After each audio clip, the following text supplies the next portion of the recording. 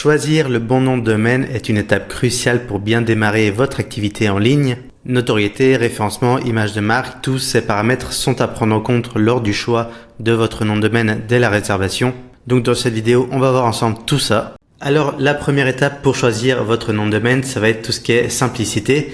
Il faut dans un premier temps que ce soit un nom de domaine facile à retenir. Il faut savoir en général que les adresses web ont un impact sur l'image d'une marque et de sa visibilité. Et les internautes utilisent rarement leurs favoris. Ils écrivent en général de mémoire le nom d'un site auquel ils souhaitent accéder. Et c'est donc pour cela qu'il faut mieux choisir un nom qui soit le plus simple possible à mémoriser. Ensuite, il faut également qu'un nom de domaine soit simple à prononcer et à écrire. Un nom de domaine facile à écrire sera plus souvent recherché par les internautes qu'un autre nom qui serait plus compliqué ou difficile à orthographier. Donc là également, il faut être vigilant là-dessus. Et il faut également privilégier un nom de domaine court. Là encore, plus un nom de domaine sera court, plus il sera simple à taper sur un clavier ou sur un smartphone. En général, on recommande un nom de domaine qui fasse environ 3 ou 4 syllabes maximum. Donc soyez bien vigilants là-dessus. Deuxième étape, ça va être tout ce qui est ciblage du public. Donc ce critère, ça va dépendre tout simplement de si vous ciblez un public plutôt international ou plutôt local. Et dans ce cas, ça va impacter également l'extension de nom de domaine. Il faut savoir que globalement, il y a deux types d'extensions de nom de domaine. Il y a les GTLD, donc les génériques top level domaine. Ça va être tout ce qui est .com, .net, .org, etc. Et ces types de noms de domaine sont gérés par l'ICANN, qui est une organisation internationale et qui gère donc ces types de domaines. Et si vous ciblez un marché plutôt français, on va se tourner vers les country code top level domaine.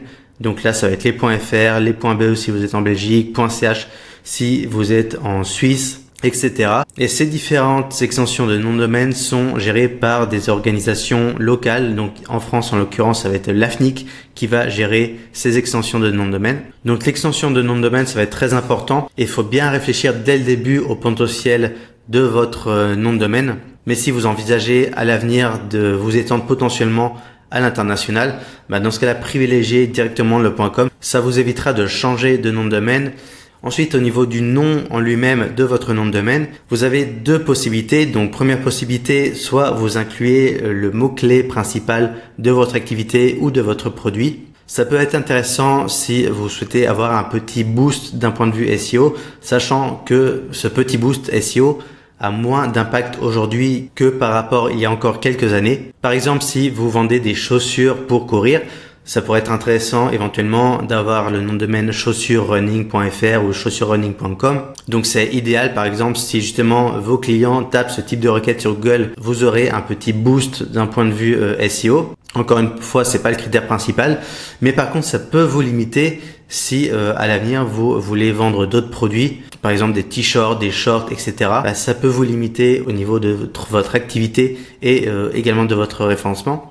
Moi, ce que je recommande, c'est plutôt de choisir un nom de marque directement. Donc, pensez dès le début, en fait, tout simplement à la marque de votre entreprise si ce n'est pas encore fait. Et pensez également à déposer votre marque à l'INPI, donc pour justement faire reconnaître votre marque. Ensuite, une fois que vous avez choisi le nom de votre nom de domaine ou éventuellement que vous avez fait une liste des noms de domaine qui vous intéressent, il faudra ensuite donc vérifier la disponibilité de votre nom de domaine. Alors pour vérifier que le nom est libre, il existe deux solutions que je recommande. Il y a la première solution d'Hostinger qui permet donc de vérifier si un nom de domaine est disponible. Donc si par exemple on tape chaussuresrunning.fr et qu'on recherche la disponibilité, il va vérifier si ce nom de domaine est déjà pris ou pas. Donc là, il nous dit mauvaise nouvelle, chaussuresrunning.fr n'est plus disponible. Par contre, il va nous proposer d'autres alternatives et là, c'est intéressant, il y a chaussuresrunning.com qui est disponible. Et ensuite, il va nous proposer également toutes les alternatives du point de vue de l'extension de nom de domaine. Donc, on va voir le .org qui est disponible, le .online, le .shop, etc. Tous ces noms de domaine sont également intéressants si vous faites du commerce en ligne. Et ensuite, le deuxième site qui permet également de vérifier le nom de domaine, c'est OVH, qui est également un autre hébergeur. Donc voilà, ces deux solutions sont pas mal. Enfin, au niveau du prix du nom de domaine, il faut savoir que selon l'extension que vous choisissez, comme on l'a évoqué tout à l'heure, les prix vont également varier. Donc là, par exemple, en .com, le prix à l'année est de 8 € par an. Le .fr est un petit peu moins cher, c'est 5 € par an. Après, il y a d'autres extensions beaucoup plus chères, par exemple le .i et le .io, qui sont très demandés, par exemple, pour tout ce qui est tech, intelligence artificielle, etc. Vous voyez que c'est quand même 88 et 32 € respectivement. Voilà, faut peser le pour et le contre pour savoir si ça vaut le coup ou pas. Après, il y a également le point EU que j'avais pas évoqué, mais qui peut être également intéressant si vous faites une activité en Europe. Avant de terminer, dernière chose également à vérifier, il s'agit du passif de votre nom de domaine. Alors pour cela, il existe un site qui s'appelle archive.org et ça vous permet en fait de remonter dans l'historique d'un nom de domaine. Donc pour cela, vous tapez par exemple le nom de domaine que vous voulez vérifier. Donc on va reprendre l'exemple de tout à l'heure et vous voyez par exemple ici on a des dates antérieures et en fait il s'agit en fait de screenshots du site internet en question dans le passé. Donc ça permet un petit peu de voir à quoi servait ce site là et en fait l'intérêt c'est de vérifier par exemple qu'il n'y a pas eu de spam ou toute autre chose en fait qui pourrait pénaliser votre site internet, dont là dans l'exemple ça va parce que le nom de domaine servait tout simplement à rediriger vers une autre boutique.